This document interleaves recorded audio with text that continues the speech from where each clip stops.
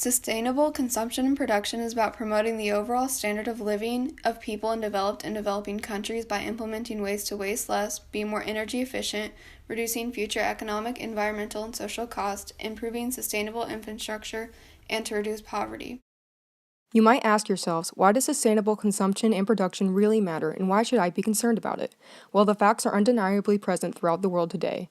More than 1 billion people do not have access to fresh water. Each year, an estimated third of all food produced, which is about 1.3 billion tons of food, is wasted, while 2 billion, 2 billion people in the world today are undernourished. And out of 7 billion people in the world, another 2 billion are overweight or obese. Some other statistics include that the food industry is responsible for 22% of greenhouse gases, most commonly by shifting cultivation, and that if everyone switched to energy efficient light bulbs, the world would save over 120 billion US dollars. Sustainable consumption and production is the 12th goal of the UN Sustainable Development Goals. The targets within sustainable consumption and production include the implementation of the 10-year framework program that includes developing and developed countries to work together to overall improve sustainable practices everywhere. Other targets include by 2030 to accomplish efficient use of non-renewable resources, to decrease waste by reducing, reusing, and recycling materials, and to ensure that people everywhere have prevalent information and awareness of consumption and production. From a global perspective, sustainable consumption and production is an important part for building and keeping a strong country.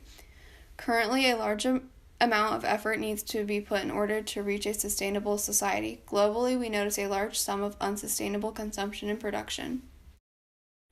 Looking into the country's impact, education on sustainable production and consumption is needed.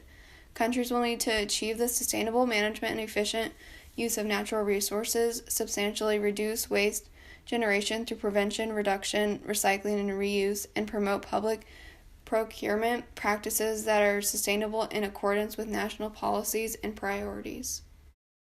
What can you do as an individual? The UN has created the Good Life Goals so that individuals can contribute to these goals rather than only companies and countries. The Good Life Goals of sustainable consumption and production are to learn about sustainable development, reuse, repair, recycle, share, and borrow, waste less food and use less leftovers, collect friends and experiences, not just things, and demand that businesses respect people and the planet.